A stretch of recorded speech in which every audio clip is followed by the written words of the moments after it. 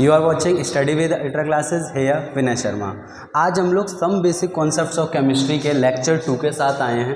पहले समराइज़ करते हैं हमने लोगों ने लेक्चर 1 में क्या पढ़ा था, ठीक है। पार्ट 1 में उसमें हम लोगों ने सॉलिड, लिक्विड, गैस इनमें अंतर पढ़ा था। मेनली हमने जाना था कि मैटर क्या होता है, एटम, एलिमेंट, मॉलिक्यूल, कंपाउंड, इन सब हमने डिफरेंस जान लिया था।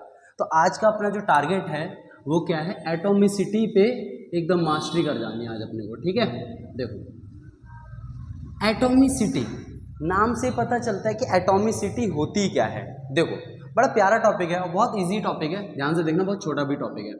जैसे H2SO4 है, जस्ट टेक एन एग्जांपल। तो H2SO4 में आपके कितने एटम प्रेजेंट हैं ये आपका बताता है एटॉमिसिटी, ठीक है। आई रिपीट, किसी भी एक कंपाउंड में किसी चीज़ के कितने एटम प्रेजेंट हैं उसे हम कहते हैं उसकी एटॉमिसिटी।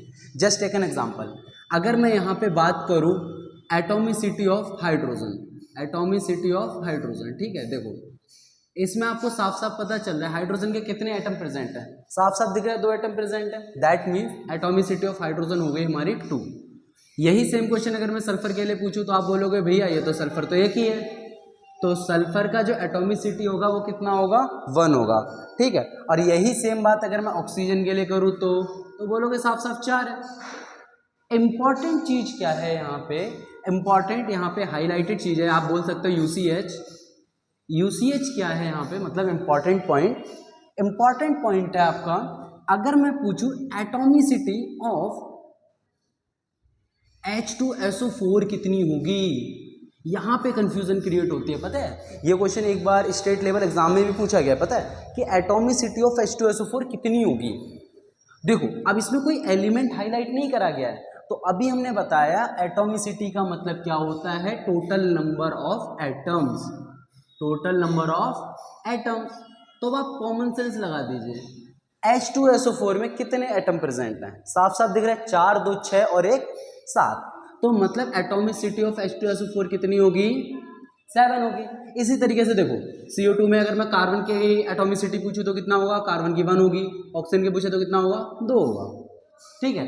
अब इसमें क्वेश्चन घुमा के कैसे पूछा जा सकता है, चलो उस पर बात करते हैं। देखो, अगर आपसे बोल दे इफ अगर हमारे पास 10 मॉलिक्यूल्स हैं वाटर के, if we have 10 molecules of water, तो हाइड्रोजन की एटॉमिसिटी क्या होती है। इसके लिए पता है डिफरेंट डिफरेंट फॉर्मूलेज भी होते हैं, बट आप सिंपल यार कॉमन सेंस लगाओ ना, क्यों याद करेंगे अननेसेसरी फॉर्मूला।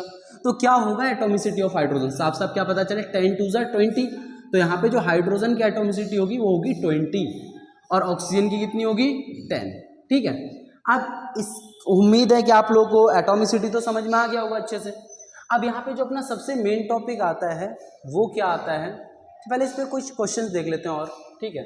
जैसे मान लो HNO3 है, अगर मैं आपसे पूछूं आपसे ऑक्सीजन की कितनी होगी, सोचो, मन में सोचो आंसर, जब मैं क्वेश्चन बोलूँगा मन में आंसर सोचना है।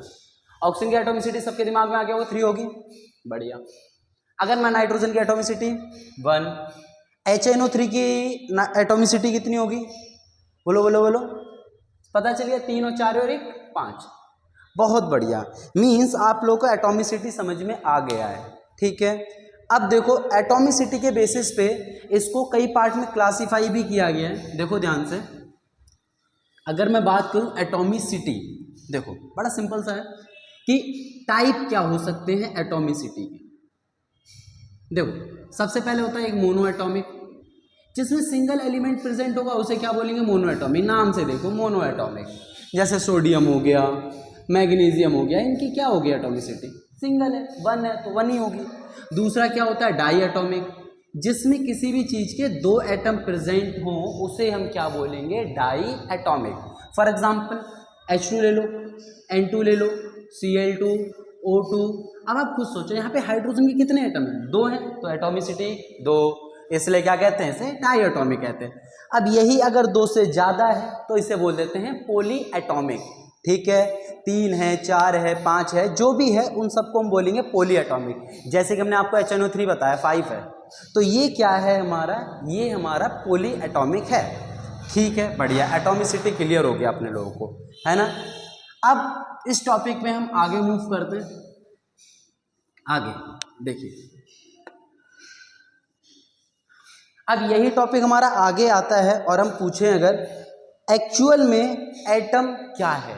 देखो ध्यान से, आप सबको पता होना चाहिए जो एटम है मेनली 3 चीज़ें कंसिस्ट करता है। बहुत इंपॉर्टेंट चीज़ बता रहे, ध्यान से सुनिएगा। मेनली 3 चीज़ें कंसिस्ट करता है। क्या क्या? सब जानते हैं भैया, इलेक्ट्रॉन होता है, प्रोटॉन होता है, न्यूट्रॉन होता है। इसमें कौन सी बड़ी बात है ना? ठीक है। अगर मैं इसके चार्ज की बात करूं और मैं मास की बात करूं, तो हम सबको पता है जो इलेक्ट्रॉन पे चार्ज होता है वो कितना होता है, 1.6 इंटू 10⁻⁹ कूलम होता है। चलो अच्छी बात है। प्रोटॉन पे चार्ज कितना होता है, 1.6 इंटू 10⁻⁹ कूलम होता है, सेम होता है। चलो ठीक है, अच्छी बात है। न्यूट्रॉन पे चार्ज कितना होता है, हम सब जानते हैं न्यूट्रॉन इज न्यूट्रल, कोई भी चार्ज इस पे नहीं होगा। अब अगर हम इसके मास की बात करें, मास कितना होगा? देखो हम सबको पता है मास ऑफ इलेक्ट्रॉन जो होता है वो होता है 9.1 इंटू 10⁻31 kg। अगर यहाँ पे किसी को प्रॉब्लम है तो बोलो, कोई प्रॉब्लम नहीं, ठीक है। इसका मास कितना होगा, 1.6 इंटू 10⁻27 kg, ठीक है।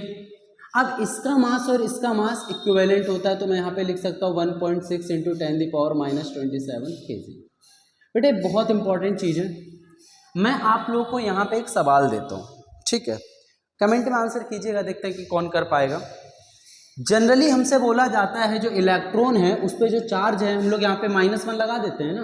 चलो ठीक है, इलेक्ट्रॉन पे -1 बोल देते हैं, -1 चार्ज है, -1। अब एक बात बताओ, यहाँ पे हम लोग बोलते हैं कि जो इलेक्ट्रॉन पे चार्ज है वो है 1.6 इंटू 10⁻⁹ कूलम, और कहीं एक तरफ आप बोल रहे हो इलेक्ट्रॉन पे जो चार्ज होता है वो होता है -1। अब ये तो दोनों बातें कॉन्ट्राडिक्ट कर रही हैं। ध्यान से सुनो क्वेश्चन, इलेक्ट्रॉन पे एक तरफ आप बोलते हो -1 चार्ज होता है, जैसे बोल रहे थे प्रोटॉन पे +1 चार्ज होता है, दूसरी तरफ आप बोल रहे हो इलेक्ट्रॉन पे इतना चार्ज होता है, तो इन दोनों में अंतर क्या है? ठीक है, आप लोग रिप्लाई कीजिएगा, इसका आंसर हम लोग नेक्स्ट लेक्चर में कवर करेंगे, तब तक आप लोगों को रिप्लाई करना है कमेंट में, ठीक है। सोचने वाला क्वेश्चन है, बहुत इंपॉर्टेंट है, ठीक है। चलो बहुत बढ़िया, ये अपना एक कॉन्सेप्ट क्लियर हुआ।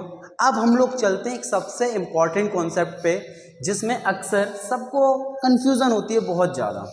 चलें, क्लियर हो गया? क्वेश्चन ध्यान से सुनिएगा, क्वेश्चन का आंसर आप लोगों को कमेंट में करना है, ठीक है, चैलेंज है आप लोगों के लिए।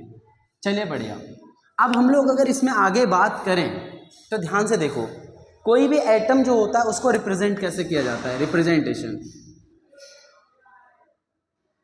देखो सीधी सी बात है, बहुत इंपॉर्टेंट टॉपिक है ये वाला, ठीक है। एक्स जो है ये हमारा होता है सिंबल ऑफ एलिमेंट, ठीक है। यहाँ पे हम नीचे क्या लिखते हैं, ए लिखते हैं, ऊपर क्या लिखते हैं, जेड लिखते हैं। क्या ऐसा लिखते हैं? नहीं, नीचे लिखते हैं हम लोग जेड, ऊपर लिखते हैं ए, ठीक है। अब यहाँ पे जेड क्या है, एटॉमिक नंबर है। ए क्या है हमारा, अब ए पे आप लोग बताओ ए क्या है। सब बोलते हैं कि A is atomic mass, but actual अगर हम आपको बताएं, ए कभी भी एटॉमिक मास नहीं होता, इसमें बहुत वाले कंफ्यूज रहते हैं। It is a mass number. Mass number और एटॉमिक मास में जमीन आसमान का फर्क होता है। चलो बढ़िया, मास नंबर क्या होता है देखो ध्यान से, उससे पहले ये जान लीजिए कि इसकी रिप्रेजेंटेशन क्या क्या हो सकती है। एक्स ए जेड हो गया, ठीक है। इसको मैं ऐसे भी लिख सकता हूँ, यहाँ जेड लिख के यहाँ पे ए लिख दो। इसको हम ऐसे भी लिख सकते हैं, यहाँ जेड लिख के यहाँ ए लिख दो। इसको हम ऐसे भी लिख सकते हैं, यहाँ ए लिख दो, यहाँ पे जेड लिख दो। तो जैसे मर्जी आप किसी भी एक एलिमेंट को रिप्रेजेंट कर सकते हैं। जस्ट टेक एन एग्जाम्पल, चलो एक एग्जाम्पल लेते हैं। एग्जाम्पल ले लो ऑक्सीजन। ऑक्सीजन का हम सबको पता है जो नंबर होता है, एटॉमिक नंबर, वो 8 है, और इसका जो मास नंबर होता है वो 16 होता है। तो जैसे हमने इसको रिप्रेजेंट किया है, सेम चीज़ आप ऐसे इसको रिप्रेजेंट कर सकते हैं, ठीक है। मैं मास नंबर आपको और डिफाइन करता हूँ कि मास नंबर क्या होता है। देखो बेटा, जो मास नंबर है ना, मास नंबर इक्वल टू होता है आपके नंबर ऑफ न्यूक्लियॉन्स। अब तुम सबके मन में सवाल आएगा कि नंबर ऑफ न्यूक्लियॉन्स क्या होता है, न्यूक्लियॉन्स क्या होता है।